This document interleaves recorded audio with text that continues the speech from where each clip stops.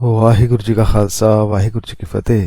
ਜਪਜੀ ਸਾਹਿਬ ਦੀ 26ਵੀਂ ਪੌੜੀ ਅੰਦਰ ਗੁਰੂ ਸਾਹਿਬ ਫਰਮਾਉਂਦੇ ਹਨ ਕਿ ਦੁਨੀਆ ਤੇ ਵੱਧ ਤੋਂ ਵੱਧ ਕੀਮਤੀ ਚੀਜ਼ਾਂ ਹਨ ਅਤੇ ਹਰੇਕ ਚੀਜ਼ ਦਾ ਵੱਧ ਤੋਂ ਵੱਧ ਮੁੱਲ ਵੀ ਹੈ, ਪਰ ਇਸ ਸੰਸਾਰ ਅੰਦਰ ਇੱਕ ਐਸੀ ਵਸਤੂ ਵੀ ਹੈ ਜੋ ਅਮੁੱਲ ਹੈ, ਭਾਵ ਜਿਸ ਦਾ ਕੋਈ ਮੁੱਲ ਨਹੀਂ, ਜੋ ਬੇਸ਼ਕੀਮਤੀ ਹੈ, ਜਿਸ ਅੱਗੇ ਸਾਰੀਆਂ ਦੌਲਤਾਂ ਤੁੱਛ ਹਨ। ਕੁਝ ਇਹੋ ਜਿਹੀਆਂ ਅਮੁੱਲ ਵਸਤਾਂ ਬਾਰੇ, ਬਹੁਤ ਸਾਰੇ ਗਿਆਨ, ਪਿਆਰ, ਵਿਸ਼ਵਾਸ ਤੇ ਰੱਬੀ ਨਾਮ ਬਾਰੇ ਜਪਜੀ ਸਾਹਿਬ ਦੀ 26ਵੀਂ ਪੌੜੀ ਹੈ, ਜਿਸ ਨੂੰ ਗੁਰੂ ਸਾਹਿਬ ਦੀ ਕਿਰਪਾ ਨਾਲ ਸਮਝਣ ਦਾ ਮਿਲ ਜੁਲ ਕੇ ਯਤਨ ਕਰਦੇ ਹਾਂ। ਜਿਵੇਂ ਕਿ ਪਹਿਲੀ ਹੀ ਤੁਕ ਅੰਦਰ ਗੁਰੂ ਸਾਹਿਬ ਬੜਾ ਅਨਮੋਲ ਵਾਕ ਦਿੰਦੇ ਹੋਏ ਫਰਮਾਉਂਦੇ ਹਨ ਕਿ ਅਮੁੱਲ ਗੁਣ ਅਮੁੱਲ ਵਪਾਰ, ਭਾਵ ਅਕਾਲ ਪੁਰਖ ਦੇ ਗੁਣ ਅਮੁੱਲ ਹਨ, ਇਹਨਾਂ ਦਾ ਮੁੱਲ ਨਹੀਂ ਪੈ ਸਕਦਾ। ਕੋਈ ਵੀ ਚੀਜ਼ ਜਾਂ ਪਦਾਰਥ ਇਸ ਸਾਹਮਣੇ ਰੱਖ ਕੇ ਇਹ ਨਹੀਂ ਦੱਸਿਆ ਜਾ ਸਕਦਾ ਕਿ ਇਹ ਚੀਜ਼ ਇਸ ਦੇ ਬਰਾਬਰ ਹੈ ਜਾਂ ਇੰਨੇ ਪੈਸਿਆਂ ਦਾ ਅਕਾਲ ਪੁਰਖ ਦਾ ਕੋਈ ਗੁਣ ਹੈ। ਨਹੀਂ, ਰੱਬੀ ਗੁਣਾਂ ਦਾ ਕਿਸੇ ਵੀ ਚੀਜ਼ ਪਦਾਰਥ ਨਾਲ ਮੁਕਾਬਲਾ ਕੀਤਾ ਹੀ ਨਹੀਂ ਜਾ ਸਕਦਾ। ਇਸੇ ਲਈ ਤਾਂ ਜਿਨ੍ਹਾਂ ਦੇ ਪੱਲੇ ਰੱਬੀ ਗੁਣ ਹੁੰਦੇ ਹਨ ਉਹਨਾਂ ਨੂੰ ਗੁਰੂ ਸਾਹਿਬ ਅਮੀਰ ਕਹਿੰਦੇ ਹਨ। ਉਹਨਾਂ ਕੋਲ ਹੋਰ ਕੁਝ ਹੋਵੇ ਜਾਂ ਨਾ, ਪਰ ਜਦ ਅਕਾਲ ਪੁਰਖ ਦਾ ਨਾਮ, ਉਸ ਦੇ ਗੁਣ ਜਿਵੇਂ ਦਇਆ, ਧਰਮ, ਪਿਆਰ, ਮਿਠਾਸ, ਨਿਰਵੈਰਤਾ, ਸੰਤੋਖ, ਸਬਰ, ਸੱਚ ਆਦਿ ਹੋਵਣ ਤਾਂ ਉਹ ਰਾਜੇ ਹੁੰਦੇ ਹਨ, ਬਾਦਸ਼ਾਹ ਹੁੰਦੇ ਹਨ। ਤਾਂ ਗੁਰੂ ਸਾਹਿਬ ਫਰਮਾਉਂਦੇ ਹਨ ਕਿ ਰੱਬੀ ਗੁਣ ਅਮੁੱਲ ਹਨ ਅਤੇ ਅਮੁੱਲ ਹੈ ਇਸ ਦਾ ਵਪਾਰ। ਪਰ ਵਪਾਰ ਕਰਨਾ ਕਿੱਥੇ ਹੈ, ਕਿੱਥੋਂ ਗੁਣ ਲੈਣੇ ਹਨ, ਕਿੱਥੋਂ ਮਿਲਦੇ ਹਨ? ਤਾਂ ਇਸ ਦਾ ਇਹੀ ਜਵਾਬ ਹੈ ਕਿ ਵਪਾਰ ਹੈ ਗੁਣ ਅਤੇ ਗੁਣਾਂ ਦਾ ਸ਼ਾਹ ਹੈ ਗੁਰੂ। ਜਿਵੇਂ ਕਿ ਗੁਰਬਾਣੀ ਅੰਦਰ ਫਰਮਾਨ ਹੈ ਕਿ ਸਤਿਗੁਰੂ ਸ਼ਾਹ ਸਿੱਖ ਬਣ ਜਾਰੇ। ਸਤਿਗੁਰੂ ਸ਼ਾਹ ਹੈ ਜਿਸ ਅੰਦਰ ਅਮੁੱਲ ਅਕਾਲ ਪੁਰਖ ਦੇ ਅਮੁੱਲ ਗੁਣ ਹਨ ਅਤੇ ਅਸੀਂ ਇਹਨਾਂ ਨੂੰ ਕਮਾਣਾ ਹੈ। ਕਮਾਣਾ ਕਿੰਜ ਹੈ? ਗੁਰਬਾਣੀ ਨੂੰ ਪੜ੍ਹ ਕੇ ਕਮਾਣਾ ਹੈ। ਜਿਵੇਂ ਜਿਵੇਂ ਗੁਰੂ ਸਾਹਿਬ ਦੀ ਬਾਣੀ ਨੂੰ ਸਮਝਦੇ ਜਾਂਦੇ ਹਾਂ, ਪੜ੍ਹਦੇ ਜਾਂਦੇ ਹਾਂ, ਤਾਂ ਹੌਲੀ ਹੌਲੀ ਕਰਕੇ ਗੁਣਾਂ ਨੂੰ ਮਨ ਅੰਦਰ ਵਸਾਉਂਦੇ ਜਾਂਦੇ ਹਾਂ। ਤਾਂ ਗੁਰੂ ਸਾਹਿਬ ਪਹਿਲੀ ਪੰਕਤੀ ਅੰਦਰ ਫਰਮਾਉਂਦੇ ਹਨ ਕਿ ਅਮੁੱਲ ਹਨ ਅਕਾਲ ਪੁਰਖ ਦੇ ਗੁਣ ਅਤੇ ਅਮੁੱਲ ਹੈ ਵਪਾਰ। ਇਸ ਦੇ ਨਾਲ ਹੀ ਗੁਰੂ ਸਾਹਿਬ ਫਰਮਾਉਂਦੇ ਹਨ ਕਿ ਅਮੁੱਲ ਵਪਾਰੀਏ ਅਮੁੱਲ ਭੰਡਾਰ, ਭਾਵ ਕਿ ਵਪਾਰ ਤਾਂ ਅਮੁੱਲ ਹੈ ਹੀ, ਪਰ ਉਹ ਵੀ ਅਮੁੱਲ ਹਨ ਜੋ ਇਹਨਾਂ ਦਾ ਵਪਾਰ ਕਰਦੇ ਹਨ, ਭਾਵ ਮਨ ਅੰਦਰ ਵਸਾਉਂਦੇ ਹਨ। ਉਹ ਨਾਮ ਦੇ ਵਪਾਰੀ, ਉਹ ਰੱਬੀ ਗੁਣਾਂ ਦੇ ਵਪਾਰੀ ਵੀ ਬੜੇ ਅਨਮੋਲ ਹਨ। ਅਤੇ ਨਾਲ ਹੀ ਸੱਚੇ ਪਾਤਸ਼ਾਹ ਫਰਮਾਉਂਦੇ ਹਨ ਕਿ ਅਮੁੱਲ ਭੰਡਾਰ, ਗੁਣਾਂ ਦੇ ਭੰਡਾਰ, ਰੱਬੀ ਨਾਮ ਦੇ ਖਜ਼ਾਨੇ, ਇਹ ਵੀ ਅਮੁੱਲ ਹਨ। ਗੁਰੂ ਪਿਆਰਿਓ, ਰੱਬ ਦਾ ਤਾਂ ਇੱਕ ਇੱਕ ਗੁਣ ਅਮੋਲਕ ਹੈ, ਬੜਾ ਹੀ ਕੀਮਤੀ ਹੈ, ਕੀਮਤ ਤੋਂ ਪਰੇ ਹੈ। ਅਤੇ ਜਰਾ ਸੋਚ ਕੇ ਦੇਖੋ, ਜਿਸ ਕੋਲ ਗੁਣਾਂ ਦਾ ਭੰਡਾਰ ਹੋਵੇ, ਜਿਸ ਕੋਲ ਬਹੁਤ ਸਾਰੇ ਗੁਣ ਹੋਵਣ, ਉਹ ਮਨ ਕਿੰਨਾ ਅਮੀਰ ਹੋਏਗਾ, ਅਤੇ ਜਿਸ ਦੇ ਗੁਣ ਹਨ ਉਹ ਆਪ ਕਿੰਨਾ ਅਮੁੱਲ ਹੈ। ਤਾਂ ਗੁਰੂ ਸਾਹਿਬ ਫਰਮਾਉਂਦੇ ਹਨ ਕਿ ਅਮੋਲਕ ਹਨ ਉਹ ਮਨ ਜੋ ਗੁਣਾਂ ਦੇ ਵਪਾਰੀ ਹਨ, ਅਤੇ ਅਮੋਲ ਹਨ ਉਸ ਦੇ ਖਜ਼ਾਨੇ, ਅਕਾਲ ਪੁਰਖ ਦੇ ਗੁਣਾਂ ਦੇ ਭੰਡਾਰ। ਇਸ ਤੋਂ ਬਾਅਦ ਗੁਰੂ ਸਾਹਿਬ ਫਰਮਾਉਂਦੇ ਹਨ ਕਿ ਅਮੁੱਲ ਆਵਹਿ ਅਮੁੱਲ ਲੈ ਜਾਹਿ, ਭਾਵ ਜੋ ਮਨ ਸਤਿਗੁਰੂ ਕੋਲੋਂ ਇਹਨਾਂ ਗੁਣਾਂ ਦਾ ਵਪਾਰ ਕਰਨ ਆਉਂਦੇ ਹਨ, ਉਹ ਵਪਾਰੀ ਮਨ ਵੀ ਬੜੇ ਅਮੁੱਲ ਹਨ। ਅਤੇ ਜੋ ਸਿਰਫ ਲੈਣ ਹੀ ਨਹੀਂ ਆਉਂਦੇ ਬਲਕਿ ਝੋਲੀ ਭਰ ਕੇ ਗੁਣ ਲੈ ਕੇ ਵੀ ਜਾਂਦੇ ਹਨ, ਉਹ ਵੀ ਅਮੁੱਲ ਹਨ, ਅਮੋਲਕ ਹਨ। ਅਤੇ ਇਸ ਤੁਕ ਦੇ ਇਸ ਤਰ੍ਹਾਂ ਵੀ ਅਰਥ ਹੁੰਦੇ ਹਨ, ਜਿਵੇਂ ਸਾਡੇ ਵਰਗੇ ਕਈ ਜੀਵ ਸੰਸਾਰ ਅੰਦਰ ਆਉਂਦੇ ਨੇ, 4 ਦਿਨ ਧਰਤੀ ਤੇ ਰਹਿੰਦੇ ਨੇ, ਖਾਂਦੇ ਪੀਂਦੇ ਨੇ ਤੇ ਅੰਤ ਸਵਾਹ ਹੋ ਕੇ ਚਲੇ ਜਾਂਦੇ ਨੇ, ਭਾਵ ਬਿਨਾਂ ਮਨੋਰਥ ਪੂਰਾ ਕੀਤੇ ਇੱਥੋਂ ਚਲੇ ਜਾਂਦੇ ਨੇ। ਇਹੋ ਜਿਹਾ ਜੀਣਾ ਵਿਅਰਥ ਹੈ। ਪਰ ਜੋ ਅਕਾਲ ਪੁਰਖ ਦੇ ਗੁਣ ਕਮਾਉਂਦੇ ਹਨ, ਜੋ ਰੱਬ ਨਾਲ ਇੱਕ ਹੋਣ ਲਈ ਆਉਂਦੇ ਹਨ, ਉਹਨਾਂ ਦਾ ਹੀ ਆਉਣਾ ਅਮੁੱਲ ਹੈ, ਸਫਲ ਹੈ। ਗੁਰੂ ਪਿਆਰੇ, ਜੋ ਰੱਬ ਨਾਲ ਇੱਕਮੁੱਕ ਹੋ ਕੇ ਜਾਂਦੇ ਹਨ, ਜੋ ਜ਼ਿੰਦਗੀ ਦਾ ਮਨੋਰਥ ਪੂਰਾ ਕਰਕੇ ਜਾਂਦੇ ਹਨ, ਗੁਣ ਲੈ ਕੇ ਕਮਾਉਂਦੇ ਹਨ, ਉਹਨਾਂ ਦਾ ਆਉਣਾ ਵੀ ਸਫਲ ਹੈ। ਗੁਰੂ ਪਿਆਰੇ, ਅਸੀਂ ਰੋਜ਼ ਦੇਖਦੇ ਹਾਂ ਕਿ ਕਿੰਨੇ ਲੋਕ ਰੋਜ਼ ਮਰਦੇ ਹਨ, ਪਰ ਯਾਦ ਕਿਸ ਨੂੰ ਰੱਖਿਆ ਜਾਂਦਾ ਹੈ? ਯਾਦ ਉਸ ਨੂੰ ਹੀ ਰੱਖਿਆ ਜਾਂਦਾ ਹੈ ਜਿਸ ਨੇ ਮਨ ਨੂੰ ਇੱਕ ਨਾਲ ਜੋੜ ਲਿਆ ਹੈ, ਸੱਚ ਨਾਲ ਜੋੜ ਲਿਆ ਹੈ, ਰੱਬ ਨਾਲ ਜੋੜ ਲਿਆ ਹੈ। ਸਿਰਫ ਉਸ ਨੂੰ ਹੀ ਯਾਦ ਕੀਤਾ ਜਾਂਦਾ ਹੈ ਜਿਸ ਨੇ ਸੱਚ ਦੀ ਰਾਹ ਤੇ ਤੁਰ ਕੇ ਆਪਣੇ ਜੀਵਨ ਨੂੰ ਸਫਲ ਕੀਤਾ ਹੈ। ਤਾਂ ਗੁਰੂ ਸਾਹਿਬ ਇਸ ਤੁਕਰੇ ਫਰਮਾਉਂਦੇ ਹਨ ਕਿ ਅਮੋਲਕ ਹਨ ਉਹ ਜੋ ਗੁਣਾਂ ਦਾ ਵਪਾਰ ਕਰਨ ਲਈ ਆਉਂਦੇ ਹਨ, ਅਤੇ ਅਮੋਲਕ ਹਨ ਉਹ ਜੋ ਗੁਣਾਂ ਨੂੰ ਝੋਲੀ ਪਾ ਕੇ ਜਾਂਦੇ ਹਨ। ਇਸ ਤੋਂ ਬਾਅਦ ਗੁਰੂ ਸਾਹਿਬ ਫਰਮਾਉਂਦੇ ਹਨ ਕਿ ਅਮੁੱਲ ਭਾਏ ਅਮੁੱਲਾ ਸਮਾਹਿ, ਭਾਏ ਭਾਵ ਭਾਵ ਵਿੱਚ, ਪ੍ਰੇਮ ਵਿੱਚ। ਗੁਰੂ ਪਿਆਰੋ, ਉਹ ਵੀ ਅਮੁੱਲੇ ਹਨ ਜੋ ਗੁਣਾਂ ਨੂੰ, ਰੱਬੀ ਗੁਣਾਂ ਨੂੰ, ਸਤਿਗੁਰ ਦੀ ਬਾਣੀ ਨੂੰ ਪੜ੍ਹਦੇ ਹਨ, ਅਤੇ ਉਹ ਵੀ ਅਮੁੱਲੇ ਹਨ ਜੋ ਸਿਰਫ ਗੁਣਾਂ ਨੂੰ ਪੜ੍ਹਦੇ ਹੀ ਨਹੀਂ ਬਲਕਿ ਮਨ ਅੰਦਰ ਵਸਾਉਂਦੇ ਵੀ ਹਨ। ਅਤੇ ਉਸ ਤੋਂ ਵੀ ਅਮੁੱਲ ਭਾਵ ਅਮੋਲਕ ਉਹ ਹਨ ਜੋ ਅਮੁੱਲ ਪਾਏ, ਭਾਵ ਜੋ ਪ੍ਰਾਪਤ ਕੀਤੇ ਗੁਣਾਂ ਨੂੰ ਅਤੇ ਜਿਸ ਦੇ ਗੁਣ ਹਨ ਅਕਾਲ ਪੁਰਖ ਨੂੰ ਪਿਆਰ ਕਰਨ ਵਾਲੇ ਹੋ ਜਾਂਦੇ ਹਨ। ਜੋ ਉਸ ਦੇ ਪ੍ਰੇਮ ਵਿੱਚ ਰੰਗੇ ਹਨ ਉਹ ਵੀ ਅਮੁੱਲ ਹਨ, ਅਤੇ ਜੋ ਉਸ ਅਕਾਲ ਪੁਰਖ ਵਿੱਚ ਲੀਨ ਹੋ ਗਏ ਹਨ, ਜੋ ਆਪਣੇ ਆਪ ਨੂੰ ਉਸ ਅੰਦਰ ਸਮਾ ਚੁੱਕੇ ਹਨ, ਉਹ ਵੀ ਅਮੋਲਕ ਹਨ। ਇਸ ਤੋਂ ਬਾਅਦ ਰੱਬ ਦੀ ਇੱਕ ਹੋਰ ਅਮੋਲਕ ਵਿਧਾਨ ਬਾਰੇ, ਧਰਮ ਬਾਰੇ ਗੁਰੂ ਸਾਹਿਬ ਫਰਮਾਉਂਦੇ ਹਨ ਕਿ ਅਮੁੱਲ ਧਰਮ ਅਮੁੱਲ ਦੀਵਾਨ। ਇੱਥੇ ਧਰਮ ਦਾ ਭਾਵ ਹੈ ਨਿਯਮ ਕਾਨੂੰਨ, ਅਤੇ ਦੀਵਾਨ ਦਾ ਭਾਵ ਹੈ ਕਚਹਿਰੀ, ਜਿੱਥੇ ਕਾਨੂੰਨ ਰਾਹੀਂ ਫੈਸਲੇ ਹੁੰਦੇ ਹਨ। ਤਾਂ ਗੁਰੂ ਸਾਹਿਬ ਫਰਮਾਉਂਦੇ ਹਨ ਕਿ ਅਕਾਲ ਪੁਰਖ ਦਾ ਧਰਮ ਕਾਨੂੰਨ ਵੀ ਅਮੋਲਕ ਹੈ, ਅਤੇ ਅਮੋਲਕ ਹੈ ਰੱਬੀ ਦਰਬਾਰ। ਗੁਰੂ ਪਿਆਰਿਓ, ਹਰ ਉਹ ਦੇਸ਼ ਜਿੱਥੋਂ ਦੇ ਲੋਕ ਅਤੇ ਰਾਜ ਕਰਨ ਵਾਲੇ ਰਾਜੇ ਵੀ ਕਾਨੂੰਨ ਦੀ ਕਦਰ ਕਰਨ, ਉਸ ਨੂੰ ਮੰਨਣ, ਤਾਂ ਉਹ ਦੇਸ਼ ਖੁਸ਼ਹਾਲ ਹੋ ਜਾਂਦੇ ਹਨ। ਅਤੇ ਜਿਸ ਦੇਸ਼ ਅੰਦਰ ਕਾਨੂੰਨ ਨੂੰ ਕੁਝ ਨਾ ਸਮਝਿਆ ਜਾਏ, ਉਹ ਦੇਸ਼ ਕਦੀ ਤਰੱਕੀ ਨਹੀਂ ਕਰਦਾ। ਇੰਜ ਹੀ ਜੋ ਰੱਬੀ ਕਾਨੂੰਨ ਹੈ, ਇਹ ਹਰ ਦੇਸ਼, ਪ੍ਰਾਂਤ, ਬ੍ਰਹਿਮੰਡ, ਚੰਨ, ਸੂਰਜ, ਇੱਥੋਂ ਤੱਕ ਕਿ ਹਰੇਕ ਮਨ ਉੱਤੇ ਚੱਲਦਾ ਹੈ। ਪਰ ਇਸ ਜਗਤ ਅੰਦਰ ਇੱਕ ਸਾਡੇ ਤੋਂ ਸਿਵਾਏ ਹਰੇਕ ਚੀਜ਼, ਖੰਡ ਬ੍ਰਹਿਮੰਡ, ਪਸ਼ੂ ਪੰਛੀ ਆਦਿ ਭਾਵ ਸਾਰੇ ਉਸ ਦੇ ਧਰਮ ਅੰਦਰ ਚੱਲ ਰਹੇ ਹਨ, ਆਨੰਦ ਮਾਰ ਰਹੇ ਹਨ। ਧਰਮ ਵਿੱਚ ਚੱਲਣ ਦੇ ਕਾਰਨ ਹੀ ਕੁਦਰਤ ਦੀ ਹਰ ਸ਼ੈ ਹਰ ਰੋਜ਼ ਨਵੀਂ ਤੇ ਤਾਜ਼ਾ ਲੱਗਦੀ ਹੈ। ਪਰ ਅਸੀਂ ਦਿਨ ਬ ਦਿਨ ਕੁਝ ਹੀ ਹੁੰਦੇ ਜਾ ਰਹੇ ਹਾਂ। ਕਿਉਂਕਿ ਅਸੀਂ ਧਰਮ ਤੋਂ ਉਲਟ ਚੱਲ ਪੈਂਦੇ ਹਾਂ, ਅਤੇ ਉਲਟ ਚੱਲਿਆਂ ਜੋ ਫਲ ਮਿਲਦੇ ਹਨ, ਉਸ ਦੇ ਨਤੀਜੇ ਸਾਡੇ ਅੰਦਰਲੇ ਦੀਵਾਨ ਅੰਦਰ ਨਾਲੋਂ ਨਾਲ ਹੀ ਮਿਲੇ ਜਾਂਦੇ ਹਨ। ਸੋ ਗੁਰੂ ਸਾਹਿਬ ਫਰਮਾਉਂਦੇ ਹਨ ਕਿ ਜੋ ਸਰੀਰ ਰੂਪੀ ਖੇਤ ਅੰਦਰ ਬੋਵਾਂਗੇ, ਇਹ ਰੱਬੀ ਦੀਵਾਨ ਦਾ ਅਮੁੱਲ ਧਰਮ ਹੈ ਕਿ ਉਸ ਬੀਜੀ ਹੋਏ ਦਾ ਫਲ ਆਪ ਹੀ ਖਾਣਾ ਪਏਗਾ। ਜਿਵੇਂ ਸਰੀਰ ਨੂੰ ਮਾੜਾ ਭੋਜਨ ਦਈਏ ਜਾਂ ਮਾੜੇ ਵਿਚਾਰ ਦਈਏ, ਤਾਂ ਉਹ ਸਰੀਰ ਜਾਂ ਮਨ ਵਿਗੜ ਜਾਂਦਾ ਹੈ, ਬਿਮਾਰ ਹੋ ਜਾਂਦਾ ਹੈ। ਇਸ ਲਈ ਆਓ ਮਨ ਅੰਦਰ ਚੰਗੇ ਬੀਜ ਬੋਈਏ, ਰੱਬੀ ਨਾਮ ਬੋਈਏ, ਤਾਂ ਜੋ ਸਾਨੂੰ ਫਲ ਚੰਗੇ ਮਿਲ ਸਕਣ। ਤਾਂ ਗੁਰੂ ਸਾਹਿਬ ਇਸ ਤੋਂ ਕਰਾਈ ਫਰਮਾਉਂਦੇ ਹਨ ਕਿ ਅਮੁੱਲ ਹੈ ਅਕਾਲ ਪੁਰਖ ਦਾ ਧਰਮ, ਅਤੇ ਅਮੁੱਲ ਹੈ ਅਕਾਲ ਪੁਰਖ ਦਾ ਦੀਵਾਨ, ਕਚਹਿਰੀ, ਨਿਆਂ ਦਾ ਘਰ। ਤੇ ਨਾਲ ਹੀ ਗੁਰੂ ਸਾਹਿਬ ਫਰਮਾਉਂਦੇ ਹਨ ਕਿ ਅਮੁੱਲ ਤੁਲ ਅਮੁੱਲ ਪ੍ਰਵਾਨ। ਪਿਛਲੀ ਤੁਕ ਨੂੰ ਨਾਲ ਜੋੜਦੇ ਹੋਏ ਗੁਰੂ ਸਾਹਿਬ ਫਰਮਾਉਂਦੇ ਹਨ ਕਿ ਧਰਮ ਅਮੁੱਲ ਹੈ, ਦੀਵਾਨ ਅਮੁੱਲ ਹੈ, ਅਤੇ ਫੈਸਲਾ ਕਰਨ ਵਾਲਾ ਤੁਲ ਭਾਵ ਤੁਲਾ ਤੱਕੜੀ ਵੀ ਅਮੁੱਲ ਹੈ, ਅਤੇ ਤੱਕੜੀ 'ਚ ਪੈਣ ਵਾਲਾ ਪ੍ਰਮਾਣ ਭਾਵ ਤੋਲਣ ਵਾਲੇ ਵੱਟੇ ਵੀ ਅਮੁੱਲ ਹਨ। ਗੁਰੂ ਪਿਆਰਿਓ, ਸਾਡੀਆਂ ਤੱਕੜੀਆਂ ਤਾਂ ਵਿਕਾਰਾਂ ਨਾਲ ਭਰੀਆਂ ਹਨ।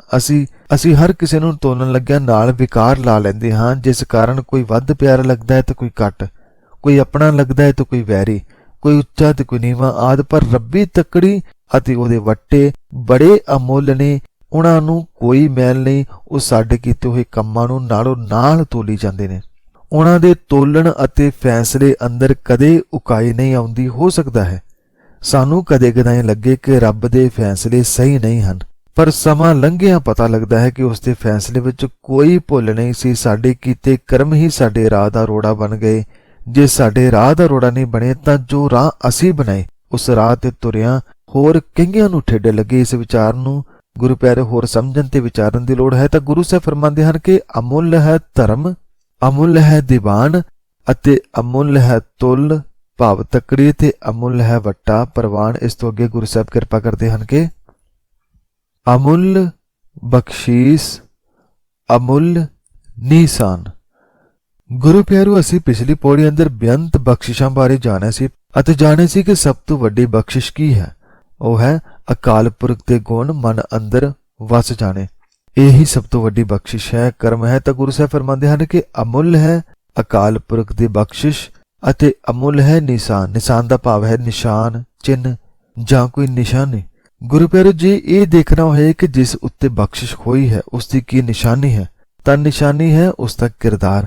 ਜਦੋਂ ਬੋਲਦਾ ਹੈ ਤਾਂ ਉਸਦੇ ਬੋਲਾਂ ਅੰਦਰ ਵਿਕਾਰ ਨਹੀਂ ਹੁੰਦਾ, ਸੱਚ ਹੁੰਦਾ ਹੈ, ਧਰਮ ਹੁੰਦਾ ਹੈ। ਜਦੋਂ ਕਰਮ ਕਰਦਾ ਹੈ ਤਾਂ ਉਹਨਾਂ ਪਿੱਛੇ ਕੋਈ ਮਾਇਆ ਨਹੀਂ ਹੁੰਦੀ, ਬਲਕਿ ਉਸ ਦਾ ਗੁਣਗਾਨ ਹੁੰਦਾ ਹੈ, ਉਸ ਦੀ ਵਿਚਾਰ ਹੁੰਦੀ ਹੈ। ਉਹ ਤਾਂ ਹੁਕਮ ਅੰਦਰ ਚੱਲਦਾ ਹੈ, ਗੁਣਾਂ ਨਾਲ ਜਿਉਂਦਾ ਹੈ, ਜਿਵੇਂ ਉਹ ਚਲਾਏ ਉਵੇਂ ਚੱਲਦਾ ਹੈ। ਇਹ ਨਿਸ਼ਾਨੀ ਹੁੰਦੀ ਹੈ ਜਿਸ ਤੇ ਬਖਸ਼ਿਸ਼ ਹੁੰਦੀ ਹੈ। ਤਾਂ ਗੁਰੂ ਸਾਹਿਬ ਫਰਮਾਉਂਦੇ ਹਨ ਕਿ ਰੱਬੀ ਬਖਸ਼ਿਸ਼ ਅਮੁੱਲ ਹੈ ਅਤੇ ਅਮੋਲਕ ਹੈ ਉਸ ਦਾ ਨਿਸ਼ਾਨ। ਜਿਸ ਮਨ ਤੇ ਉਸ ਦੇ ਨਾਮ ਦਾ ਬਖਸ਼ਿਸ਼ਾਂ ਦਾ ਨਿਸ਼ਾਨ ਲੱਗ ਜਾਏ, ਉਹ ਵੀ ਅਮੋਲਕ ਹੋ ਜਾਂਦਾ ਹੈ। ਇਸ ਤੋਂ ਬਾਅਦ ਗੁਰੂ ਸਾਹਿਬ ਫਰਮਾਉਂਦੇ ਹਨ ਕਿ ਅਮੁੱਲ ਕਰਮ ਅਮੁੱਲ ਫੁਰਮਾਨ।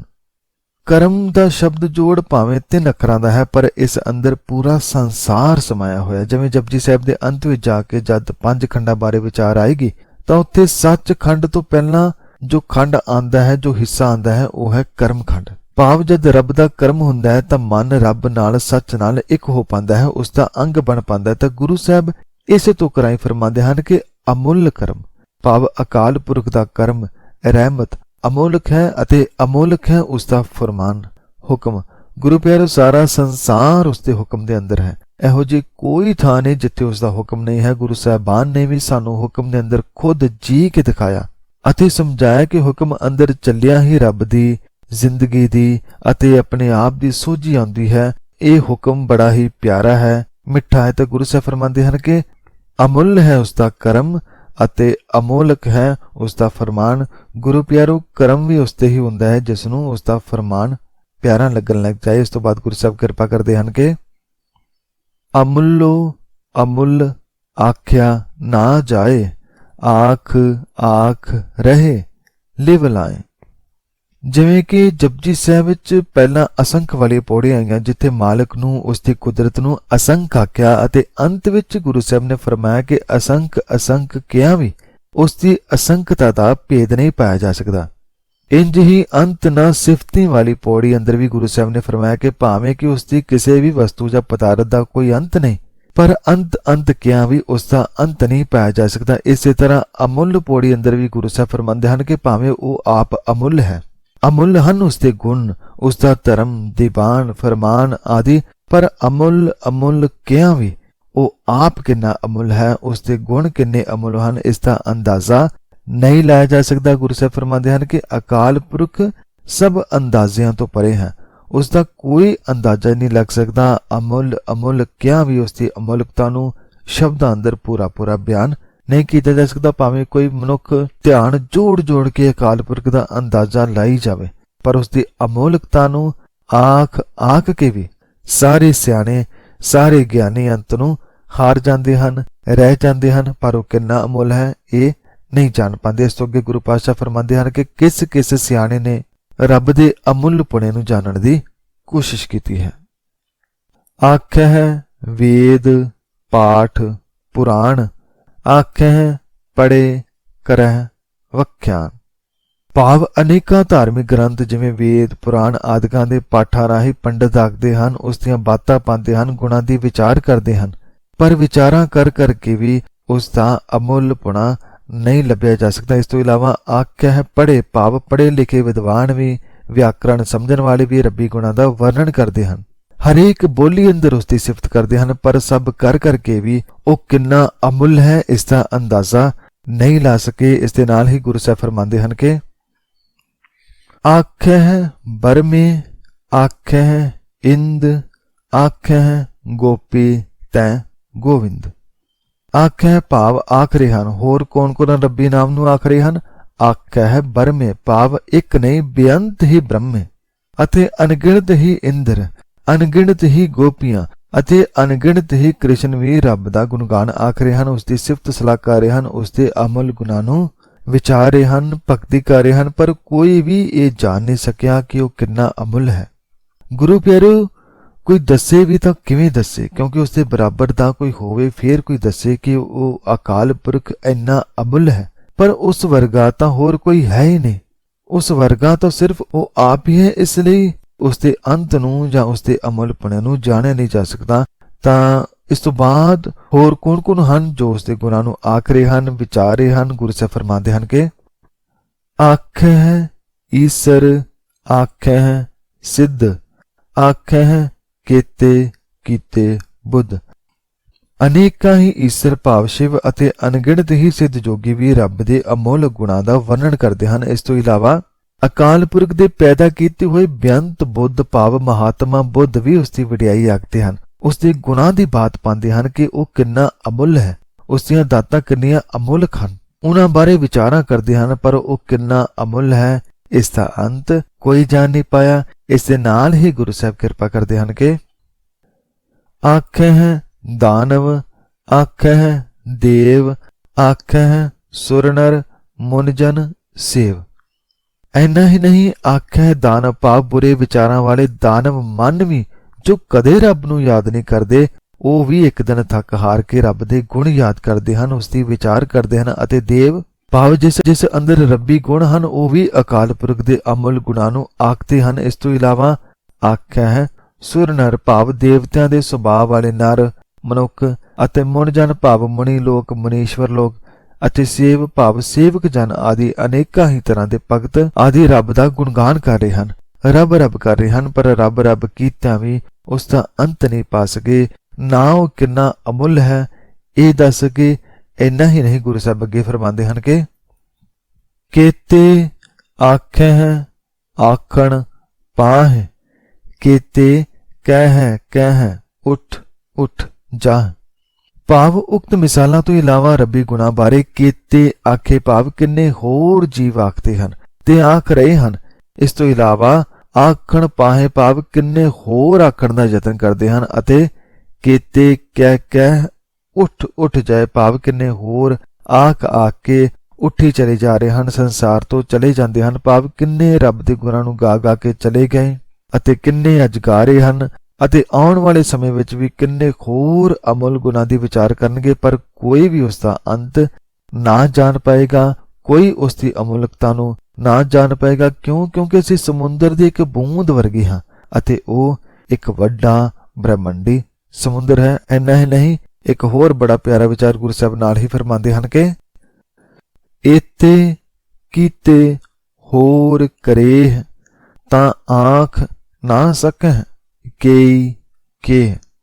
ਇੱਥੇ ਭਾਵ ਜੋ ਇੰਨੇ ਹੁਣ ਗਿਨਾਏ ਸੰਤ ਮਹਾਤਮਾ ਦੇਵ ਦਾਨਵ ਸੁਰ ਨਰ ਭਗਤ ਆਦਿ ਜਿੰਨੇ ਵੀ ਮਾਲਕ ਨੇ ਪੈਦਾ ਕੀਤੇ ਤੇ ਜੇ ਇੰਨੇ ਅਕਾਲ ਪੁਰਖ ਹੋਰ ਪੈਦਾ ਕਰ ਦੇਵੇ, ਇੰਨੇ ਹੋਰ ਪੈਦਾ ਹੋ ਕੇ ਤੇਰੀ ਸਿਫਤ ਸਲਾਹ ਕਰਨ, ਤੇਰੇ ਗੁਰਾਂ ਨੂੰ ਯਾਦ ਕਰਨ, ਗੁਣਗਾਨ ਕਰਨ ਤਾਂ ਆਖ ਨਾ ਸਕੇ। ਭਾਵ ਤਾਂ ਵੀ ਉਹਨਾਂ ਕਈਆਂ ਵਿੱਚੋਂ ਕੋਈ ਵੀ ਉਸ ਕਰਤਾਰ ਦੀ ਅਮੁੱਲਕਤਾ ਵਾਲੇ ਗੁਣ ਪੂਰੀ ਤਰ੍ਹਾਂ ਆਖ ਕੇ ਨਹੀਂ ਦੱਸ ਸਕੇਗਾ। ਭਾਵੇਂ ਜਿੰਨਾ ਪਹਿਲੇ ਸੀ ਹੁਣ ਹਨ ਅਤੇ ਹੋਰ ਹੋਣਗੇ, ਉਹਨੇ ਹੋਰ ਹੋ ਜਾਣ, ਫੇਰ ਵੀ ਮਿਲ ਕੇ ਸਿਰਜਣਹਾਰ ਬਾਰੇ ਪੂਰਾ ਨਾ ਜਾਣ ਪਾਣਗੇ। ਤਾਂ ਅੰਤ ਵਿੱਚ ਗੁਰੂ ਸਾਹਿਬ ਸਵਾਲ ਕਰਦੇ ਹਨ ਕਿ ਫਿਰ ਐਸਾ ਕੌਣ ਹੈ ਜੋ ਉਸ ਦੇ ਅੰਤ ਨੂੰ ਜਾਣ ਪਾਏਗਾ।